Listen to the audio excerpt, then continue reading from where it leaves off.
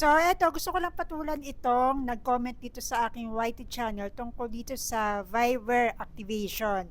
So, hindi ko tatakpan yung pangalan niya. Syempre, para quits tayo, no? Di ba? Kasi sinabihan mo ako ng ganyan eh. So, ayan. So, ang sabi nito, ayan, hindi ko nasasabihin yung pangalan, basahin nyo na lang. Ang sabi niya, kuda ka ng kuda, wala namang result. So, ayan, nag-comment ako, sabi ko, kukuda talaga ako dito sa video ko kasi tutorial ito. At anong walang result? Pinanood mo ba ng buo ang video ko?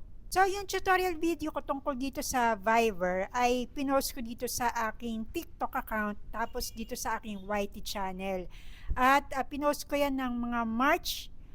So, almost 5 months na rin yung lumipas. So, ngayon ay August 6. At hindi ko ini-expect na marami ang manonood niyan, and actually almost nasa 100,000 na ang views nito nga Viber tutorial ko dito sa TikTok, while do sa YT ko nasa mga 8,000 views na yung nanonood ng tutorial video ko tungkol dito sa Viber. At actually, sa totoo lang, kahit ako, nahirapan din talaga ako na i-activate yung aking Viber account. So, inabot din siguro ako ng mga 4 or 5 days bago ko na-activate itong aking Viber. And then, nag-base lang ako doon sa mga screenshots ko na ginawa para makagawa ako ng tutorial video tungkol sa paano ba ma-activate yung Viber. And then, marami na nagtatanong dito, and actually paulit-ulit na lang siya. Meron nagtatanong na ano daw ba yung description na nilagay ko, tapos mga 24 hours bang intayin bago makareceive ng Viber, or mag-iintay ng response sa email, ganyan. At ang masasabi ko lang po ay panuorin nyo yung video, sundin nyo yung tutorial, kasi sa totoo lang po, 5 months na ang lumipas at hindi ko na rin matandaan kung ano yung ginawa ko. And then, ayun nga, sabi ko nga, umabot din ako siguro ng mga 4 or 5 days bago ko na-activate yung Viber. And sa totoo lang, halos sumuko din ako kasi hindi ko ni-expect na napakahirap ma-activate yung Viber. Kaya paulit-ulit ako sa proseso na yun hanggang sa nagulat na nga lang ako na bigla ako naka-receive ng 4-digit.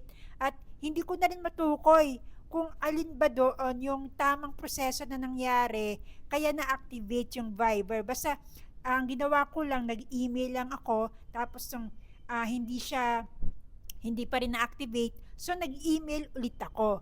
Kaya sa mga nanonood dito tungkol dito sa kung paano ba ma-activate yung Viber, tapos hindi pa rin ma-activate, ang masasuggest ko sa inyo ay paulit-ulit nyo lang gawin yung tutorial. Kasi ganun din yung ginawa ko, at inabot nga ako ng 5 days. At sa totoo lang, gusto ko na nga rin sumuko. At bakit ko tsinaga?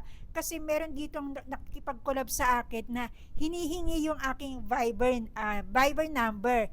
At tong time na yun, wala akong Viber account. Kaya nagkaroon ako niyan dahil lang sa collaboration. So talagang tsinaga ko yan. Tapos sasabihin pa sa akin na kumukuda ako tapos wala namang result. Hello! Saan ang galing yung tutorial? Diba? Kaya ako nakagawa ng tutorial dahil meron na akong Viber. Nakagawa ako ng Viber account, na-activate ko yung aking Viber account. Meron dito nagte-thank you sa akin kasi finally na nagkaroon na sila ng Viber.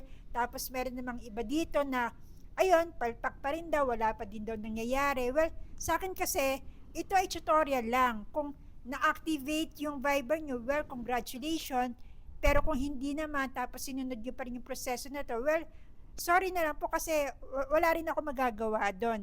And ako kasi ang ginawa ko noong ina-activate ko yung aking Viber, umabot na rin ako sa point na nag-search ako sa YouTube, dito sa TikTok, sa Google, halos lahat ng tutorial sinunod ko, tapos pinagsama-sama ko hanggang sa, ayun nga, nakakita ako ng tamang solution kung paano ba ma-activate itong Viber account. Sasabihin nyo na walang result yung ginawa ko. Meron po, activate po yung aking Viber, and actually, dinilit ko na lang siya kasi nga hindi ko naman siya masyadong ginagamit dahil sa ginamit ko lang yun dahil sa collaboration. So, yun po. Kaya sa mga nagtatanong dito tungkol sa kung paano ba yung ganito, ganyan, 5 months na po lumipas, hindi ko na rin po masyado matandaan ko ano yung ginawa ko. Kaya ang masasuggest ko lang po sa inyo ay panoorin niyo yung video ko at sundin niyo yung proseso na yan paulit-ulit-ulit hanggang sa ma-activate yung Viber niyo kung talagang importante po sa inyo na magkaroon kayo ng Viber account. So, yan lang po.